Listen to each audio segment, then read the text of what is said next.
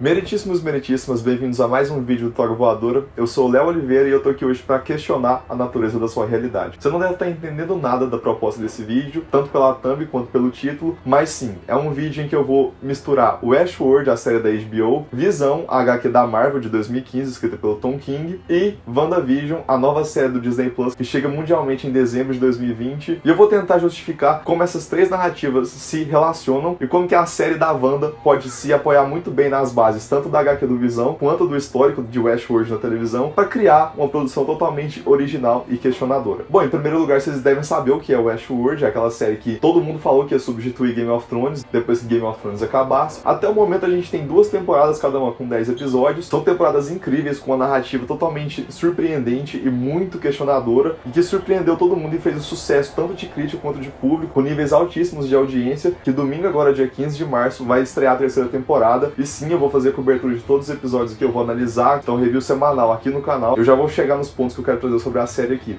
E a história em quadrinhos que eu tô falando é justamente essa aqui, Visão, um pouco pior que o Homem, que é a publicação da Panini de 2018, que ela foi dividida em 2 volumes na verdade, Um Pouco Pior que o Homem e o segundo volume que se chama Também Serei Salvo pelo Amor. Eu vou entrar em alguns spoilers do quadrinho, então é bom que você tenha lido pelo menos a primeira parte, mas assim, eu recomendo que você leia mesmo sabendo os spoilers, porque o interessante desse quadrinho é ver o desenvolvimento e ver aonde que a história vai chegar. Mas essa HQ aqui, como eu mencionei, foi escrita pelo Tom King, que é um dos melhores roteiristas dos últimos anos, e foi desenhada pelo Gabriel Walter, que na minha opinião é um dos grandes desenhistas que a Marvel tem no seu catálogo hoje em dia, e o trabalho dos dois aqui é inacreditável. Eu vou colocar algumas cenas da HQ, eu não vou mostrar aqui a HQ física pra vocês, mas eu vou inserir aqui no vídeo. Mas basicamente, nesse primeiro volume aqui, que é o que eu vou me centrar mais, mas basicamente a história vai acompanhar o Visão, depois de alguns anos em que ele já tá nos Vingadores, e ele tá um pouco insatisfeito com a sua situação dentro do time. Só pra contextualizar, nessa época aqui é justamente a fase em que Thor era Jane Foster, então era a Thor, e que o Capitão América era justamente o Sam Wilson, o antigo Falcão. O que me leva a crer que essa HQ vai ser importante pro universo Marvel é que ela é situada na fase que a gente tá vivendo no cinema, que é justamente o Sam Wilson assumindo o manto e a Jane Foster da Natalie Portman voltando pros cinemas pra fazer Thor Love and Thunder, que é justamente onde que ela vai assumir o manto. Mas justamente pelo contexto cronológico aqui da história, eu acho que a HQ do Visão, do Tom King, pode inspirar a WandaVision pra nos apresentar esse contexto da Wanda vivendo com o Visão. Mas vamos lá, o Visão, ele tá muito insatisfeito na sua rotina aqui de Vingador, ele tá se sentindo muito isolado, muito afastado de todo mundo, e ele começa a sentir necessidades que um sintozoide, que é a categoria de robô que ele é, que é basicamente um androide com aspectos humanos. Ele tem órgãos e tecidos que lembram bastante órgãos e tecidos de seres humanos. Esse sintozoide, ele começa a sentir uma necessidade de se tornar humano. Isso se dá pelo fato de que as memórias do Visão vêm justamente do Magnum. O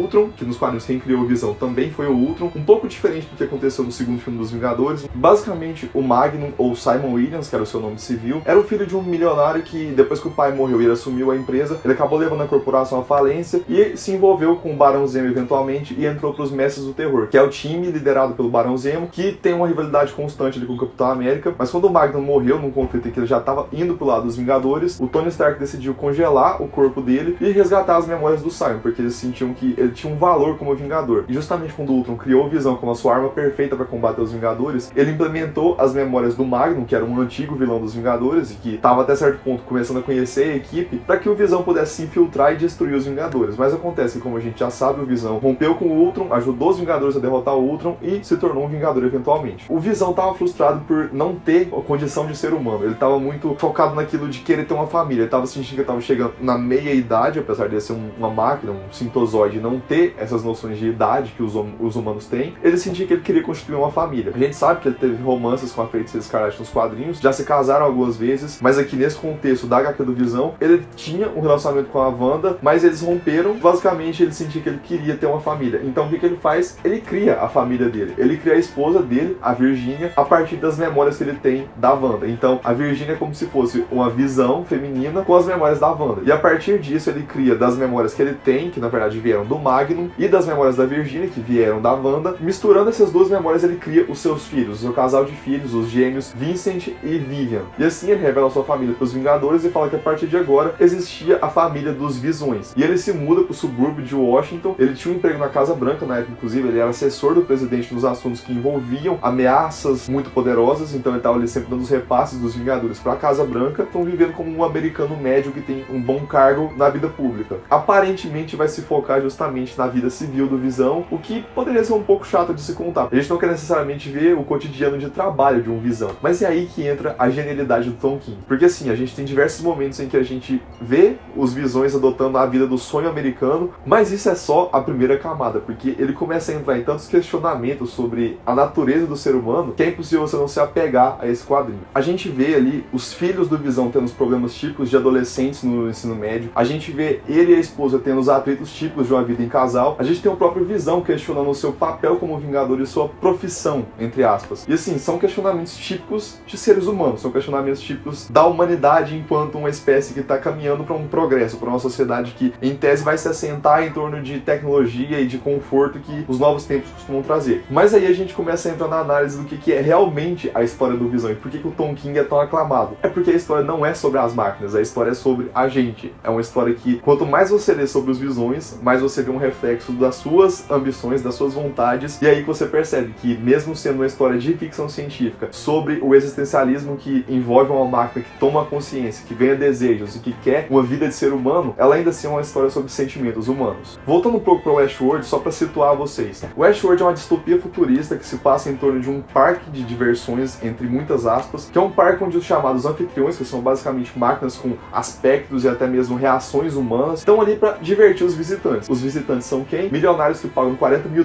por dia para viver aventuras ou narrativas, que é o termo que eles usam na série, para justamente fazer tudo aquilo que eles não conseguem fazer no mundo real por conta de barreiras legais ou até mesmo morais. Então esse parque é um antro de crueldade humana com máquinas. Falando em termos de estudo de realidade humana, em primeira vista a gente tem personagens humanos que servem para essa análise, principalmente os membros da diretoria do parque, os executivos da Delos, que é a empresa dona do parque, o personagem do Homem de Preto também, que, spoiler, é o William. Era uma pessoa legal no começo, ele tava ali no parque porque o cunhado babaca dele, que é o Logan, convidou ele pra ele ir extravasar, cometer os crimes que ele quisesse, fazer as aventuras que ele quisesse, mas o William ele tinha um problema muito estranho com a realidade dele, porque ele sempre viveu muito bitolado naquilo que as pessoas impuseram pra ele fazer. Então, casava com a pessoa que mandava ele casar, ele dentro da empresa fazia aquilo que os executivos mandavam ele fazer, nunca tinha autonomia nos cargos dele, e isso meio que sempre corrompeu as noções de realidade dele. E quando ele vai pra esse parque, que era uma coisa muito comum na era que ele tá vivendo, ele vai pra lá e ele tem um choque de realidade extremamente marcante. Ele meio que perde as noções do que é o real e o que é a criação, o que é a aventura do parque. Inclusive a Dolores, quando ela começa a conviver com ele no começo, ela até pergunta pra ele assim, se o seu mundo real fosse tão bom, por que as pessoas estariam vindo pra cá? Por que os seres humanos viriam pra cá pra se divertir, entre muitas aspas? E ele começa a perceber que ele nunca se sentiu um ser real fora do parque, era sempre um compilado de noções que os outros tinham dele. Quando ele vai pro parque, a primeira vez é muito tempo que ele é autêntico, que ele é o que ele é de verdade. E a gente entende o que o parque é realmente. É um lugar, um microcosmos, que vai revelar mais sobre os visitantes do que sobre os próprios criadores ou sobre as próprias máquinas que estão tomando consciência. É um estudo sobre humanidade. É onde a gente vai ver o que o humano faz se ele não tiver nenhuma limitação moral ou ética. E é isso que acontece de fato. O William fica tão bitolado nos fracassos que ele teve ali no parque, que o parque se torna a realidade dele. Então quando ele sai dali e volta pro mundo real, eles brincam muito com isso. Se ele não se sentia real aqui no mundo fora do parque, por que o Westworld é a ficção e o mundo real é a realidade? A missão de vida dele é essa, é ele comprar o parque para que ele possa constituir a realidade da forma como ele quer. E quando ele envelhece e volta pro parque como o sócio majoritário da Delos, ele realmente consegue mandar naquele lugar. Cria uma missão de vida no mundo real dele, que agora é o Westworld, que não é mais fora dali, e ele abandona a família, abandona todos os laços que prendiam ele do lado de fora e parte para esse parque, para essa realidade simulada que já não é mais simulada, que já passou a ser a realidade dele. Então o Westworld é muito sobre isso, é muito sobre humanos enquanto um estudo de caso, humanos enquanto pessoas que não têm mais uma relação de realidade com a sua própria realidade, que abrem mão de tudo aquilo que sempre aprenderam, que sempre foi convencionado no meio em que eles viviam, que era o real. E quando eles têm esse choque de conviver com seres que não são humanos, mas que são tão reais e que estão adquirindo consciência, os humanos mesmo passam a questionar a natureza da sua realidade. A gente tem as máquinas, especialmente Dolores e Maeve, que são as máquinas que tomam consciência primeiro, principalmente a Dolores, na relação dela com o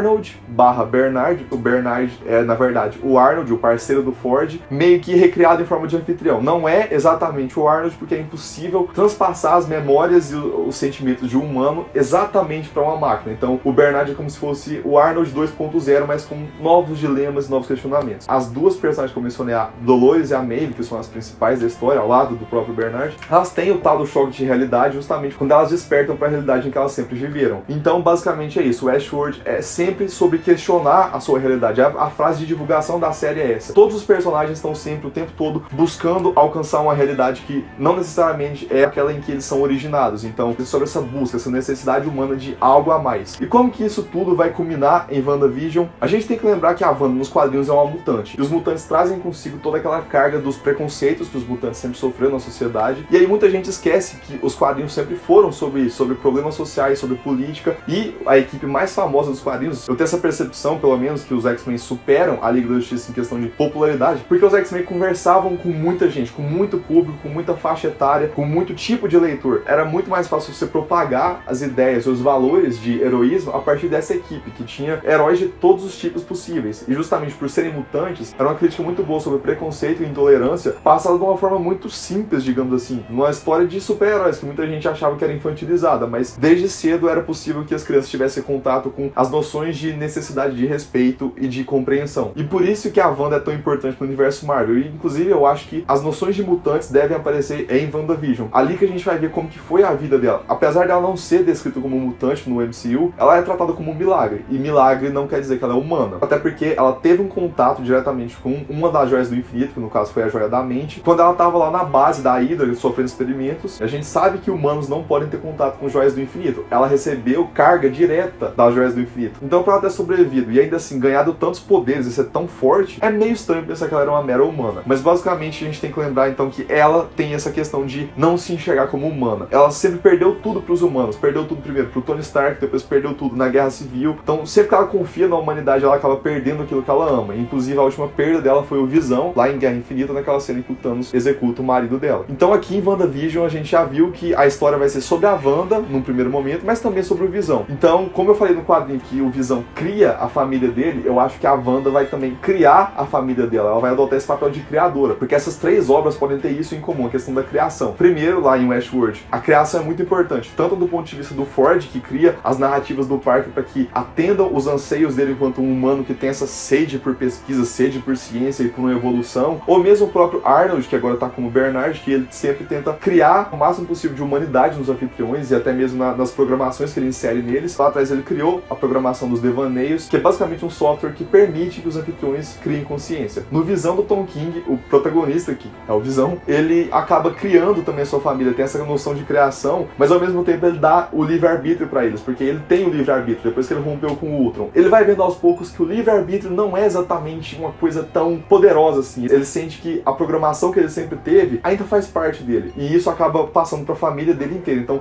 a criação dele, que é essa família, esse sonho americano, ele vai ver que na verdade é uma coisa tão destrutiva quanto qualquer plano do Ultron, por exemplo. Ele coloca em risco a própria realidade dos Vingadores. E aqui em WandaVision eu acho que vai ser mais ou menos parecido, porque ela viu que perdeu tudo pro Thanos, ela sentiu que agora que eles derrotaram o Titã Louco, ela tem uma chance de ter uma vida melhor. A gente já viu que essa série não vai ser uma série convencional. Pelo primeiro visual que a gente teve no teaser, pelas fotos vazadas, a gente já viu que vai ser uma série que brinca muito com realidades paralelas ou versões alternativas de uma mesma história. Então o roteiro deve focar bastante nisso. Eu acho que ela vai sim recriar o Visão, mas ele não vai ser o Visão que a gente tá esperando, até porque não tem mais a Joia da Mente. E como foi dito pela Shuri lá no Vingadores Guerra Infinita, o Visão ele tem uma parte importante que é essa Joia da Mente. E mesmo tirando ela, ainda assim ele perderia uma grande parte da sua identidade. Ela não sabe dizer até quando que aquilo lá é ou não o Visão, mas quando a Wanda trouxer de volta o Visão sem a Joia da Mente, ela vai ter que suprir aquilo com alguma outra coisa, que são as memórias dela. E aqui eu vou entrar agora na importância das memórias na criação da consciência. Como eu já disse, eu acho que as histórias que tratam sobre existencialismo e sobre o conceito do que é real, nunca são exatamente sobre a realidade, não são sempre como a Matrix, que questiona se você tá no mundo real ou tá sonhando. Eu acho que hoje em dia a discussão sobre essas obras já é outra, já é o que é ser real. Inclusive o Westworld, vários dos anfitriões sempre perguntam isso. Se você não sabe distinguir aqui no parque ou lá fora, como que você vai falar que aqui não é real e lá é? Então a questão de realidade tem sempre a ver com o ponto de vista, com a percepção subjetiva da pessoa. E o Visão, por exemplo, ele nunca teve uma outra forma de vida. Então aquela família família que ele criou em laboratório, aquelas memórias implantadas, aquilo que nunca foi real, pra ele é real, porque é a única vida que ele experimentou. Então quem que tem o direito de chegar e falar pra ele que ele não existe, que ele é só uma criação de laboratório? E o próprio Visão, ou mesmo a Virginia, acabam ouvindo constantemente que eles não são reais, que eles são só criações em forma de máquina pra proteger a humanidade, então eles não têm direito de ter uma família. Se eles são diferentes dos seres humanos, eles não podem viver das formas como a humanidade sempre viveu. Em Westworld a gente tem os anfitriões sempre vivendo na questão dos loops, que são as narrativas intermináveis em que todos os dias eles repetem os mesmos padrões. Eles vão lá, morrem, voltam pro laboratório, são reconstituídos, voltam pro parque, satisfazem os novos desejos dos visitantes, e é isso, é um loop infinito. Mas aí entra um porém. Como eu já falei lá atrás, a memória é muito importante na questão da consciência. E os anfitriões só começam a despertar do loop e sair do padrão da programação quando as memórias que eles tiveram das outras narrativas que eles já viveram no passado começam a voltar. E esse choque de memórias, esse choque de realidades que faz eles perceber que hoje em dia a vida que eles achavam que eles levavam desde sempre não existe, esse choque mesmo de memórias começa a criar neles uma autonomia, uma independência de pensamento, uma consciência, colocando os termos que o próprio Ford usa para justificar o que os anfitriões estão vivenciando naquele momento do parque. E eu acho que o exemplo mais forte é a Maeve mesmo, porque na vida atual dela ela vive como uma cafetina ali na cidade, que ela tem que organizar o prostíbulo, ela tem que esperar o assalto vindo por parte do Hector, e ela tem que estar sempre pronta ali para mover a narrativa. Mas sempre que ela vê o Homem de Preto, no caso o William, ela meio que gira uma chave no cérebro dela, que é quando ela se lembra da vida anterior, em que ela era mãe de uma criança e morava ali numa fazenda, ela era uma camponesa, e que eventualmente um dia o William chegou lá, um dos seus surtos em que ele estava buscando realmente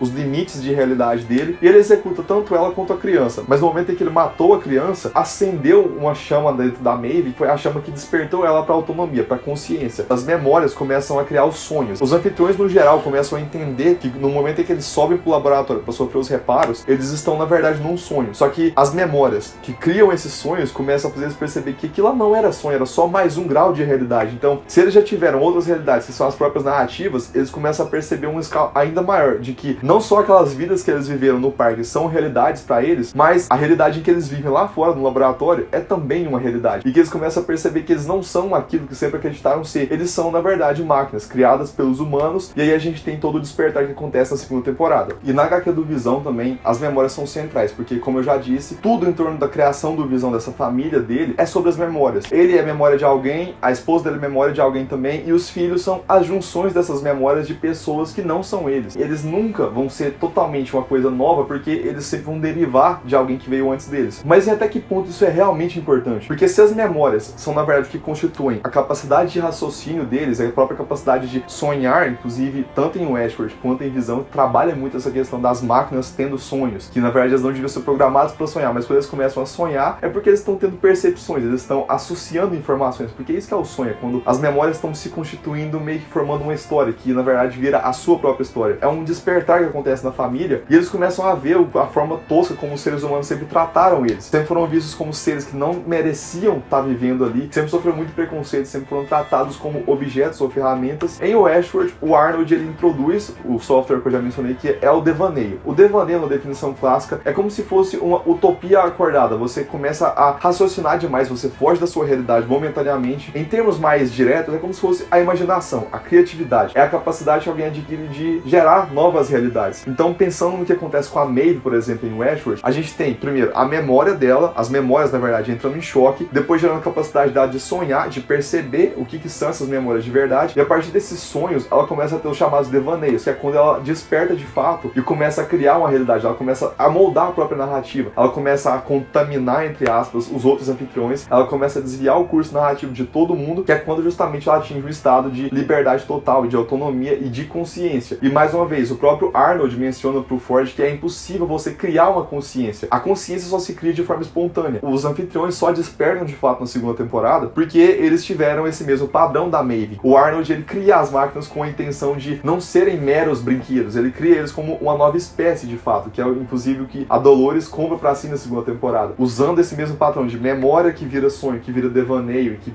por si só vira a criação da consciência, a consciência genuína, faz com que eles sejam pessoas hoje em dia, porque eles são tão humanos quanto pra gente o que define o ser humano. Não é necessariamente a constituição física, não é a forma como o nosso cérebro se organiza, até porque os cérebros dos anfitriões são como se fossem os cérebros humanos, mas com a única diferença de que antes dava pra controlar eles com os tablets. Hoje em dia já não dá mais porque eles despertaram. A partir de agora eles não são simples máquinas que são controladas em laboratório. Eles estão cada vez mais conscientes disso, estão caminhando por conta própria. Em Visão é a mesma coisa. Enquanto o Visão estava servindo aos Vingadores como essa máquina, o Visão ele tava ali como o herói, como aquilo que era útil para os Vingadores. Quando ele começa a pensar demais sobre o que é existir, ele chega nesse mesmo dilema. Ele começa a ter as memórias do Magno, o que implica em ter desejos humanos, e por isso ele tem o desejo de formar uma família. A família dele, por vir do mesmo problema, ela tem a mesma origem. Então todos os Visões, eles têm essa necessidade de se firmarem enquanto humanos. Inclusive quando o Vincent tá na escola, uma das alunas pergunta para ele se ele é normal. E aí ele vira pra irmã dele e pergunta: a gente é normal? E ela fala: a gente frequenta a escola para parecer normal, mas eu não acredito que a gente é normal. E aí o Vincent rebate: mas por que a gente não é normal? Inclusive depois disso, a própria Vivian começa a perceber que não tem um conceito de normalidade, que não tem isso de ser uma coisa padronizada, porque os próprios humanos não são padronizados. Os humanos se sentem normais justamente para abominar qualquer nova espécie que possa surgir. E só para não ficar muito nesse conceito de máquinas mesmo, como que isso vai se introduzir em WandaVision? A Wanda sempre teve muito essa questão de dissociação da realidade. Nos quadrinhos ela sempre foi muito perdida nas versões em que ela já vivenciou anteriormente, porque os traumas dela são muito marcantes. Ela sempre foi perseguida por ser uma mutante, ela também tem uma origem cigana, então ela sempre sofreu muito preconceito. Os próprios Vingadores nunca confiaram nela, os próprios mutantes sempre viram ela com ressalvas, porque o poder dela é muito grande, ela nunca teve como firmar bases, constituir uma família que ela sempre quis. Eu acho que no MCU a gente tem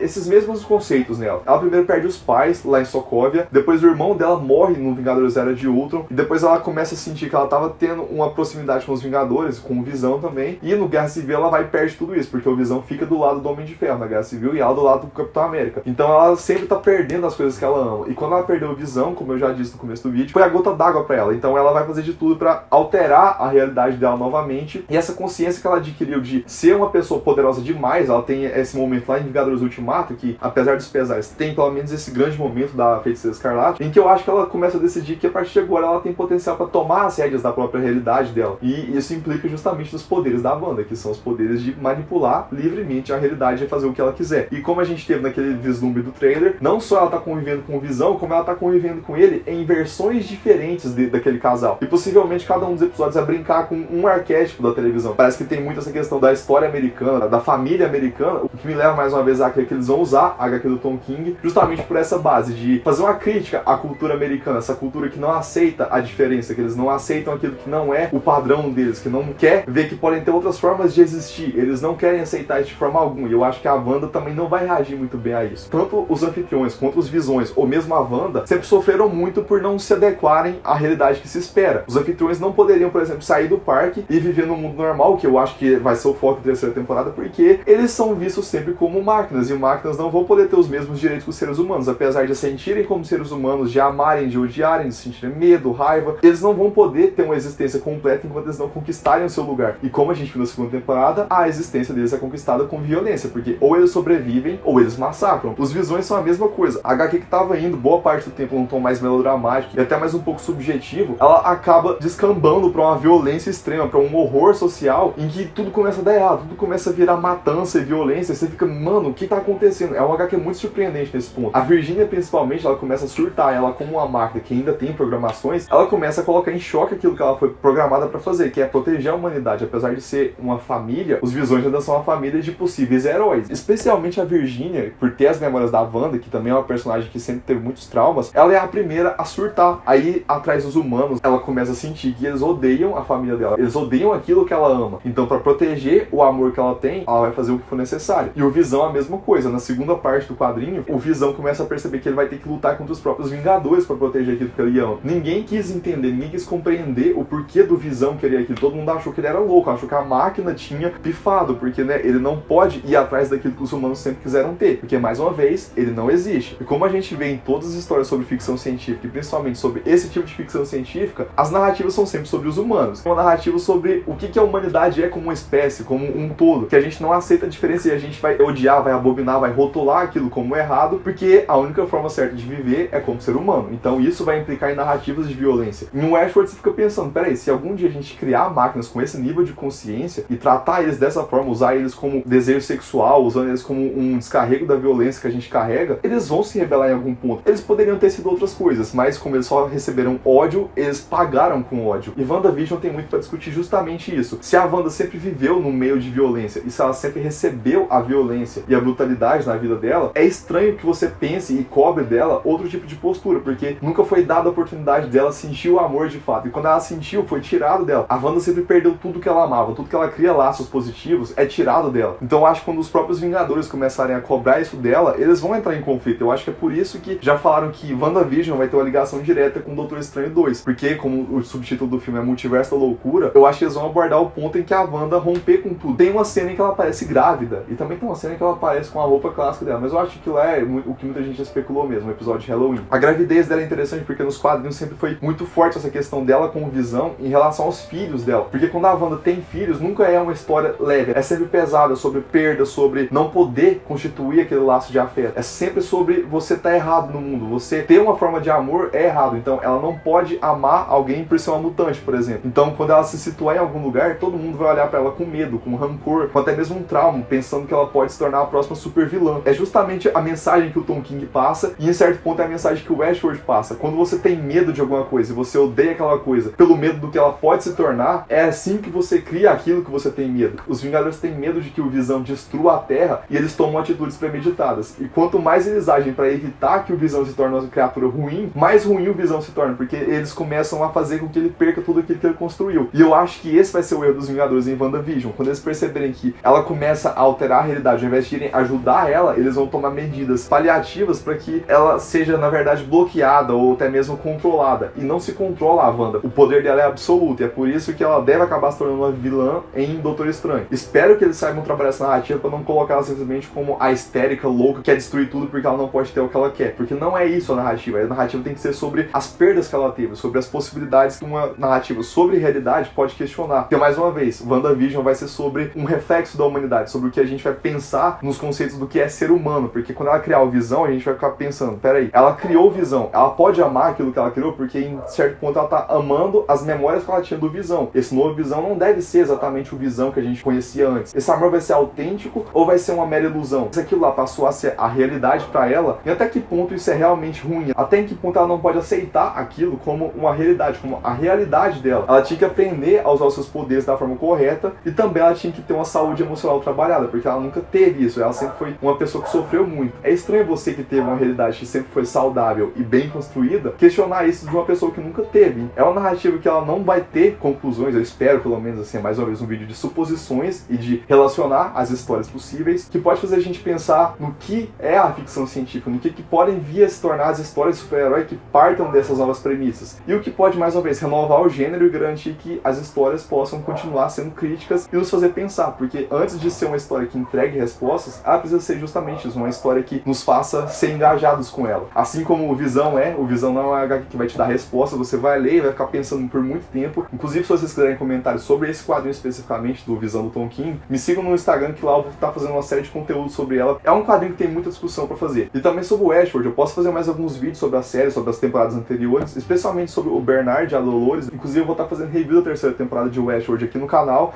Então, acompanhe se você quiser ver mais esses conteúdos. Então, se inscreva no canal e ative o sininho se você quiser receber esses conteúdos. E, lembrando mais uma vez, o Instagram, se você quiser ver esse conteúdo mais de quadrinhos, que eu vou tentar levar pra lá. Então, se você curtiu o vídeo, deixe seu like. Deixe nos comentários também o que você acha desses paralelos que eu tracei entre as três produções. Se você consumiu o Westworld e o Visão do Tom King, se você acha que elas podem servir de parâmetro pra Marvel usar em WandaVision, quais são suas expectativas, tanto pra WandaVision quanto pra terceira temporada de Westworld, que tá batendo na porta aí, o hype tá lá em cima, e eu acho que vai ser mais uma temporada inacreditável, porque essa produção é mais um acerto da HBO. O primeiro vídeo deve sair no domingo, depois do episódio, e os próximos devem sair sempre na terça-feira, depois da estreia do episódio. Então, é isso aí. Até a próxima. Tchau.